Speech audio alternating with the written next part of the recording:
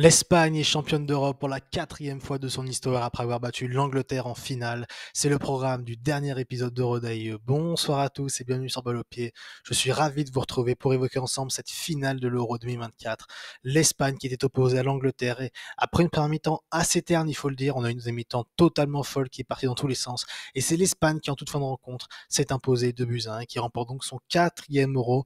On va prendre le temps d'en parler tranquillement. On va commencer d'abord par les compositions d'équipe avec du côté espagnol le 3-1 classique de la Fuente avec les retours de Carvajal et Normand qui étaient suspendus en demi-finale face à l'équipe de France. Il a préféré remettre le Normand à la place de Nacho qui avait plutôt fait un bon match face à l'équipe de France. Et du côté anglais, alors vous voyez ici le 3-4-3, la nouvelle formule, le 3-4-2-1, la nouvelle formule de Gareth Southgate depuis les quarts de finale, mais l'arrêté était tout autre, on était beaucoup plus sur un 4-2-3-1 avec Luke Shaw en arrière gauche et une ligne de devant avec Bellingham côté gauche, ailier gauche, Foden dans l'axe et Saka à droite et avec une défense défensivement un 4-4-2 avec Bellingham qui revenait justement sur ce côté gauche avec Saka à droite et Foden Kane qui était la première ligne de pressing anglaise, une équipe d'Angleterre qui va avoir une première mi-temps très très très compliquée, mais à l'image également de l'Espagne, une première mi-temps où on a eu un déchet technique assez rare, en tout cas pour l'Espagne. On a vu une équipe d'Espagne tout au long du tournoi sublimer son jeu par une qualité technique supérieure. Ce n'a pas été le cas sur cette première mi-temps où, on va pas se mentir, il y a eu très très très peu de situations. La meilleure image pour illustrer cette première mi-temps, c'est ce duel entre Lamine Yamal et Luke Shaw. Luke Shaw qui a parfaitement tenu l'ailier, le jeune ailier de 17 ans de Barcelone, qui a mis de l'impact physique, au contraire de Kyle Walker qui a un petit peu souffert face à Nico Williams, on va le voir juste après. Mais une première mi-temps donc très très rugueuse. Il a fallu attendre un quart d'heure pour voir la première vraie situation, c'est une situation espagnole avec Nico Williams qui s'en va défier John Stones en 1 contre 1 face au but de Jordan Pickford et John Stones va magnifiquement s'imposer avec un magnifique tacle qui va aller en corner, qui va empêcher Nico Williams bien de frapper face à Pickford. Mais donc vous voyez qu'on n'est pas non plus sur une situation extrêmement dangereuse. On va voir ensuite l'action la plus dangereuse de la mi-temps. On arrive à la 46e minute, dans le temps additionnel de la première mi-temps, pour vous dire qu'il s'est vraiment pas passé grand-chose. On a un coup franc des Canaries, dévié de la tête par le Normand, ça revient sur Phil Foden qui la reprend une demi-volée pied gauche et c'est capté par Unai Simon. Mais on voit que Phil Foden était en reculant, était en train de tomber, il s'est donc arraché pour récupérer le ballon et essayer de reprendre une demi-volée pied gauche, mais on a le bel arrêt d'Unai Simon sur sa ligne qui est très rassurant pour l'équipe d'Espagne. Et donc une première mi-temps qui se termine avec donc voilà cette image un petit peu qui illustre parfaitement cette mi-temps, du duel, de l'imprécision technique. On a une équipe d'Angleterre qui n'arrive pas à ressortir les ballons proprement. On a Jordan Pickford qui abuse du jeu long sans pour autant trouver un joueur comme Harry Kane qui a une première mi-temps très très compliquée. Harry Kane, je crois, a touché moins de 10 ballons en première mi-temps encore. Ça m'a rappelé le match face à la Serbie où il avait touché que 3 ballons, il me semble, en une mi-temps. On a beaucoup de mal à trouver Harry Kane. Bukayo Saka également ne va presque pas la balle. On a Jude Bellingham qui est trop imprécis techniquement, même si il arrive, grâce à son talent, à réussir une, deux sorties de balle en éliminant ses adversaires, notamment fait un magnifique petit pont sur Rodri au milieu du terrain. Et une défense tout de même, John Stones, marié, qui ne rassure pas forcément, et ça va se confirmer pour eux malheureusement en deuxième mi-temps. Une très très mauvaise nouvelle pour l'Espagne, c'est la sortie à la mi-temps de Rodri, blessé à la cuisse semble-t-il. Il va être remplacé par Zubimendi. Rodri, on le sait, son rôle de numéro 6 de plaque tournante de l'équipe d'Espagne, lui qui réussissait plutôt bien sa première mi-temps, hein. Rodri qui réussissait à avoir le contrôle, à trouver ses partenaires et avec ce jeu de contrôle qu'avait l'Espagne, et bien remplacé par un Zubimendi qui certes est bon avec la Real Sociedad, mais qui est une gamme en dessous de Rodri. On pouvait s'attendre à une équipe d'Angleterre qui allait peut-être attaquer de manière plus agressive cette deuxième mi-temps avec ce changement et avoir donc une envie peut-être d'aller chercher plus dans les pieds cette équipe espagnole, mais ça ne va pas être le cas puisque l'engagement est espagnol. On va avoir 1 minute de possession dans le camp des joueurs espagnols et on va avoir une action qui va tout changer dans ce match. On a Fabian Ruiz, très reculé, presque en troisième défense centrale, qui va trouver Dani Carvajal sur le côté droit. Dani Carvajal va, d'un magnifique extérieur du pied, en une touche, lancer Lamine Yamal. Avec cette passe, il arrive à éliminer Luke Shaw, ce qui fait que Lamine Yamal va se retrouver en 1 contre 1 face à Margui. On a l'appel de Morata dans le dos de Stones et Kyle Walker qui doit faire entre, d'un côté, Dani Olmo et à l'opposé, Nico Williams. On a Lamine Yamal qui va un petit peu, j'ai envie de dire, évaluer la situation. Il va se remettre sur son pied gauche à l'intérieur du jeu et il va ensuite réussir à effacer d'abord Guy, puis Lucho qui revenait à son contact. Il va décaler à gauche sur Nico Williams avec le magnifique appel d'Olmo dans l'axe pour aspirer Kyle Walker. Et là, Nico Williams va arriver comme un boulet de canon et d'une magnifique frappe plat du pied gauche et bien trouver le petit filet de Jordan Pickford. Ça fait 1-0, une magnifique action qui illustre parfaitement l'Espagne nouvelle génération en 2 passes on a réussi à arriver dans la surface de réparation adverse. D'abord, Fabian Ruiz qui trouve Dani Carvajal. Dani Carvajal qui, avec ses magnifiques extérieurs, va donc retrouver Lamine Yamal. Vous voyez, en 2 passes, on passe des 30 mètres espagnols aux 30 mètres anglais. Et ce ballon extérieur du pied permet, avec, vous voyez, cette position de Lamine Yamal entre les lignes, dans ce demi-espace que Lamine Yamal a beaucoup utilisé en première mi-temps, où Dani Carvajal était vraiment, lui, collé à la ligne. Alors de l'autre côté, c'est Nico Williams, celui qui était collé à la ligne, on avait un Cucurella plus intérieur. Et là, avec cette passe, il arrive à éliminer Luke Shaw. Il arrive ensuite à éliminer Marguerite d'un magnifique contrôle. Et là, vous voyez, on a évidemment Morata avec Stones, on a Walker avec Daniel Mo, et à l'opposé, on a un Nico Williams avec un Bukayo Saka qui ne fait pas l'effort de revenir sur son côté droit, et donc Nico Williams va à la fin de cette action se retrouver tout seul. On voit d'ailleurs ici Nico Williams faire l'appel pour Lamine Yamal, et là Lamine Yamal va mettre un magnifique ballon à l'opposé, et Nico Williams n'a plus qu'à tromper Jordan Pickford. 1-0 donc pour l'Espagne, et ces 2 cracks sur les ailes, Nico Williams, joueur de Bilbao, Lamine Yamal, peut-être futur coéquipier au FC Barcelone. On sait que le Barça est très très chaud sur Nico Williams. Lamine Yamal qui devient le 5e ou 6e joueur de l'histoire à réaliser 4 passes décisives dans un même Euro. Lamine Yamal et Nico Williams qui sont vraiment le futur de cette équipe d'Espagne, qui ont porté cette équipe d'Espagne offensivement sur la phase finale, et ça se confirme avec Lamine Yamal à la passe et Nico Williams qui transforme. On avait dit en début de vidéo l'enjeu de ce côté droit de la défense, le côté gauche, pardon, de la défense anglaise, où d'ailleurs il faut remarquer que Southgate a préféré à mettre Luke Shaw plutôt que Kieran Trippier, qui avait été peu rassurant. Et moi je m'en doutais, parce que Luke Shaw a peut-être des garanties défensives que n'apporte pas Kieran Trippier, qui n'est pas habitué à ce poste d'arrière gauche. Et bien Lamine Yamal a réussi à tirer son épingle du jeu, et surtout l'importance pour l'équipe d'Espagne d'avoir ces 2 jeunes joueurs au rendez-vous. On sait que souvent l'un est supérieur à l'autre dans les matchs. En premier temps, par exemple, on a vu un Lamine Yamal très effacé par rapport à Nico Williams, qui avait beaucoup provoqué sans pour autant vraiment y réussir. Mais là, cette action, on a les 2 cracks espagnols qui font une action formidable et qui permettent à l'Espagne de mener 1-0, et l'Espagne qui a compris qu'il y a un fort enjeu pour mettre la tête sous l'eau de l'Angleterre, et l'Espagne va accentuer cette domination, puisque 2 minutes plus tard, 2e énorme situation pour l'Espagne, on a un long ballon de Le Normand pour trouver un Morata étrangement laissé seul entre Rice, Stones ou encore Guy, qui, il faut le dire, Stones et Guy ont été aux fraises durant toute la deuxième mi-temps. John Stones a eu des placements très douteux, une intervention très douteuse également. On l'a vu faire des passes en touche. John Stones a connu une deuxième mi-temps très très compliquée. La défense globale de l'Angleterre a connu une deuxième mi-temps très très compliquée. On voyait souvent les défenseurs s'haranguer entre eux sans pour autant réussir à obtenir de réaction. Là, on a donc Morata qui va décaler Carvajal, qui en une touche va la remettre, on pense, pour Daniel Mo. Daniel Mo va laisser passer le ballon pour arriver sur Nico Williams. Là, Nico Williams va ensuite réussir à décaler Daniel Mo entre lignes. Le contrôle de Mo fait la différence sur John Stones, mais la frappe pied gauche de Daniel Mo est beaucoup trop croisée et va aller à côté des buts de Jordan Pickford. Énorme balle de 2-0 pour l'équipe d'Espagne.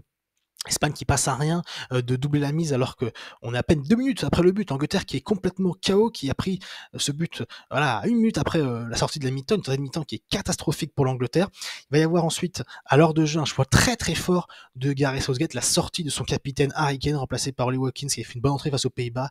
Mais rendez-vous compte, Harry Kane qui sort à la 60e minute dans une finale d'Euro. Harry Kane qui a traversé l'Euro comme un fantôme. Certes, il a 3 buts, mais des performances bien en cela de ce qu'il peut faire. Il avait rendez-vous avec son histoire, avec son destin sur le terrain. En tout cas, lui personnellement, il n'a pas réussi à être au rendez-vous. Est-ce que ses coéquipiers vont l'être par la suite? Eh bien, pas forcément, puisque l'Angleterre va continuer de couler collectivement. On ne voit aucune forme de réaction. Il y a une frappe de Bellingham un petit peu Ave Maria, on pourrait espérer quelque chose, mais vraiment rien de fou. Il va y avoir une énorme situation de 2-0 encore une fois pour l'Espagne. On arrive dans le camp anglais en 2 passes. Daniel Mo va décaler Lamine Yamal, qui fait un magnifique appel, qui a 2 mètres d'avance sur Luke Shaw. Il va rater son contrôle, qui va le faire revenir en arrière, mais ça va lui permettre d'avoir un magnifique espace entre Gueye et Luke Shaw pour dégainer pied gauche, enroulé, ras de terre, et on a un magnifique arrêt de Jordan Pickford. On est à la 65e minute, et l'équipe d'Espagne, on se dit à ce moment-là qu'elle commence un petit peu à rater des occasions. Ça fait 2 ou 3 fois que l'Espagne a des balles de 2-0 pour tuer le match. Et on le sait, l'Angleterre, j'en avais parlé dans ma vidéo preview, l'Angleterre a toujours encaissé l'ouverture du score lors de cette phase finale, il a toujours su montrer une réaction, venir chercher l'égalisation, et ça va être le cas par la suite sur une magnifique action anglaise, mais il faut le dire, l'Espagne a encore une fois une énorme balle de 2-0 avant le but anglais. On a Jude Bellingham au milieu de terrain qui perd le ballon, c'est récupéré par Zubimendi qui va se projeter, réussir à éviter le tacle de Bellingham. Il va lancer dans la profondeur Oyarzabal, mais ce sera un poil long.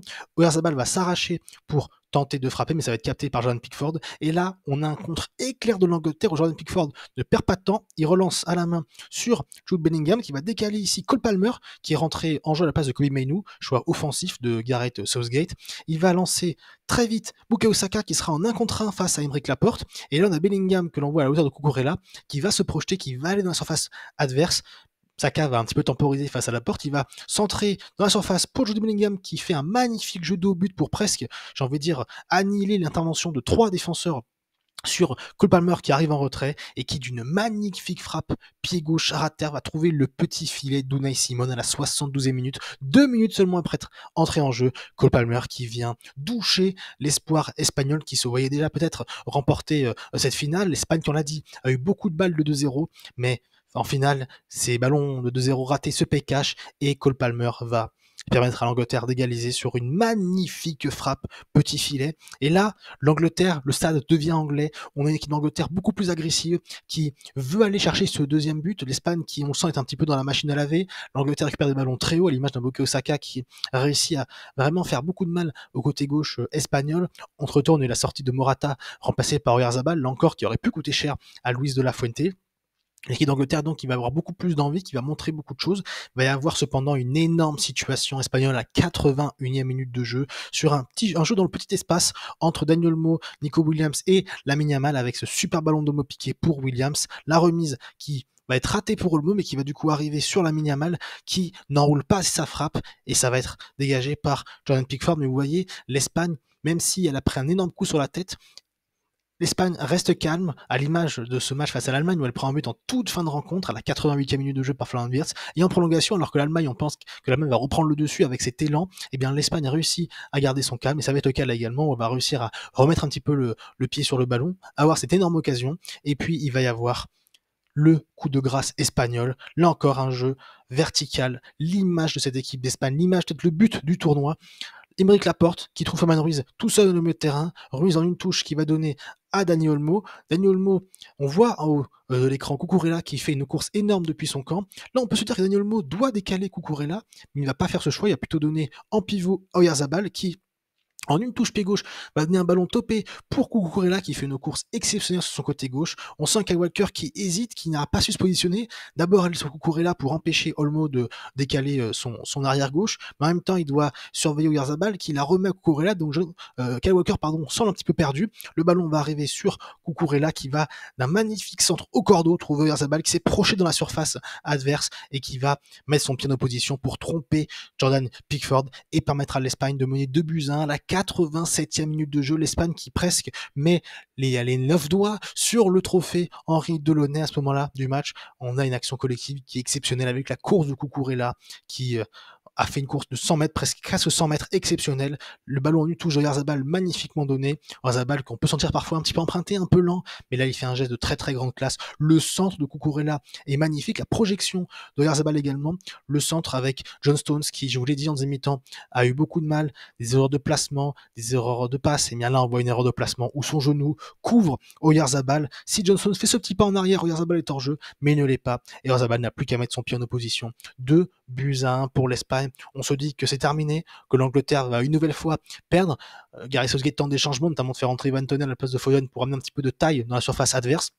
Mais il va y avoir à la 90e minute de jeu la balle d'égalisation pour l'Angleterre. On a un corner de Cole Palmer qui va arriver sur la tête de, il me semble que c'est Declan Rice, effectivement.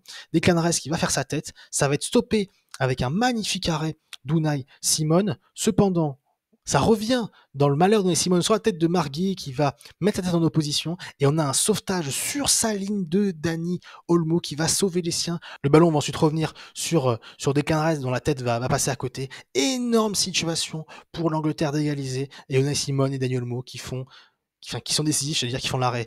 Pour Unai Simon, l'arrêt, et pour Unai Simon, et pour Dani Olmo, le sauvetage du tournoi. L'Espagne qui a sa bonne étoile, qui à jouer son football, en tout cas en deuxième mi-temps, une première mi-temps très terne où les deux équipes ont presque, j'ai envie de dire, pas joué cette mi-temps, tant l'Angleterre a magnifiquement défendu et que l'Espagne a eu beaucoup de mal techniquement à imprimer son rythme. On a une deuxième mi-temps totalement folle, l'Angleterre qui passe à ça d'égaliser, mais ça ne fonctionne pas et finalement c'est l'Espagne qui s'impose 2-1 et qui remporte son quatrième euro, le quatrième euro de son histoire.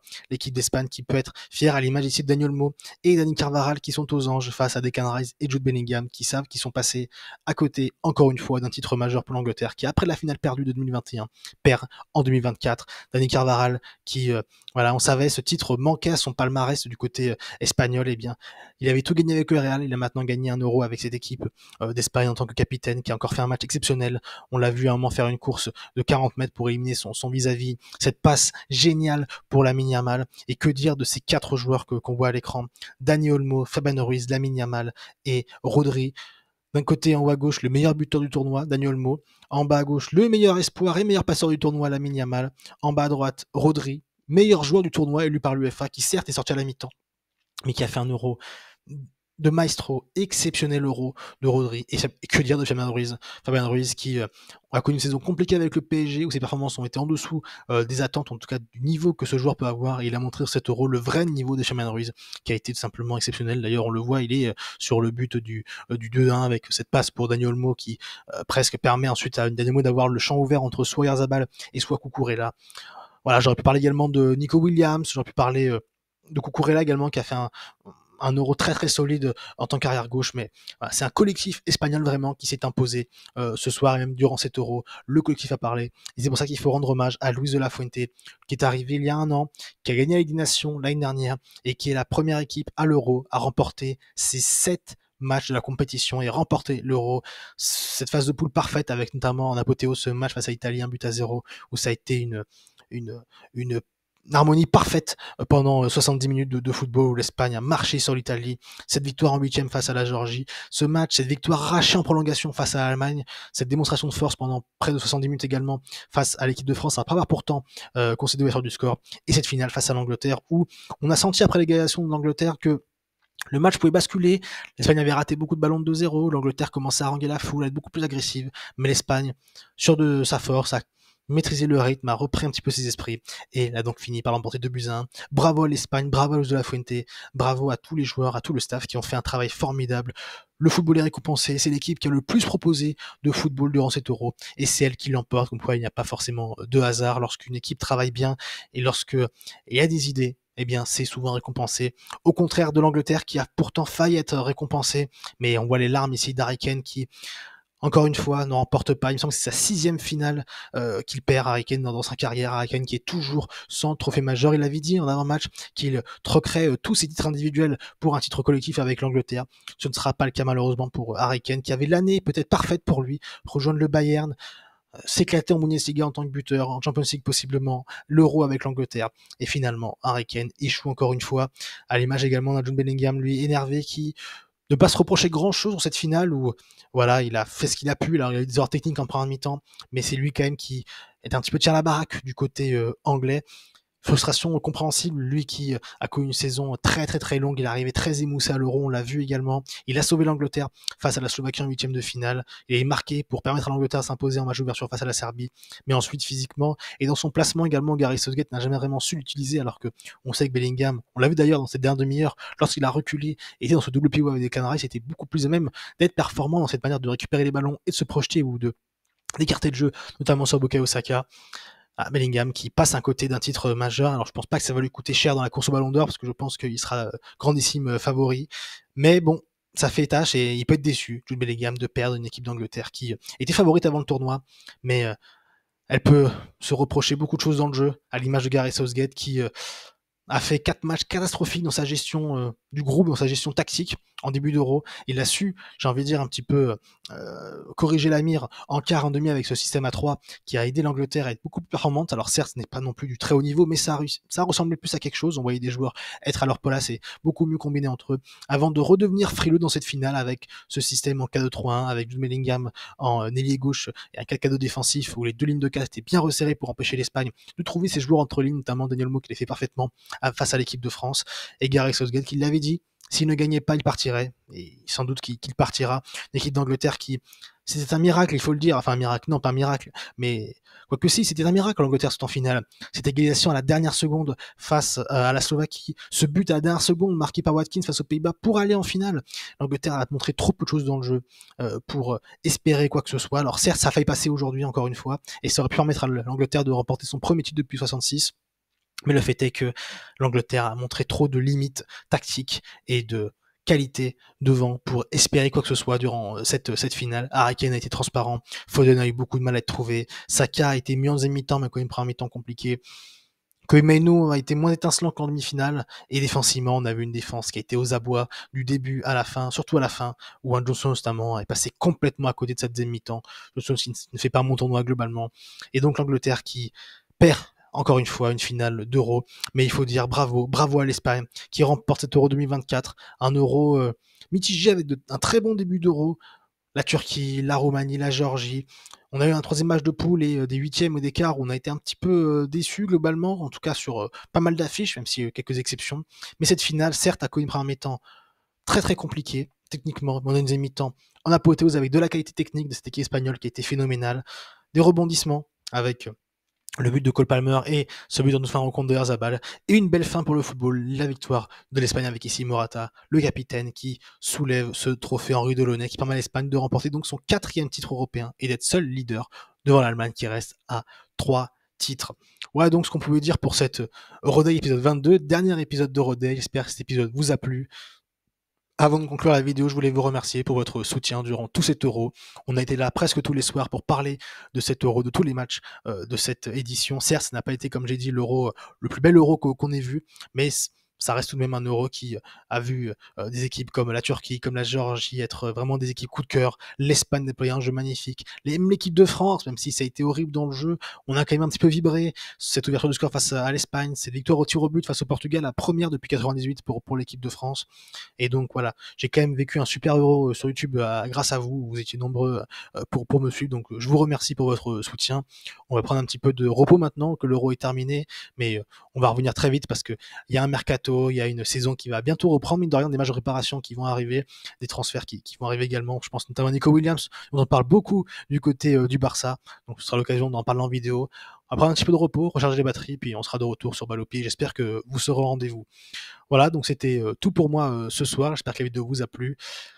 Je vais vous laisser, vous souhaiter une bonne nuit, une bonne soirée, une bonne journée, selon moi me regarder. Et d'ici là, n'oubliez jamais, vive le foot.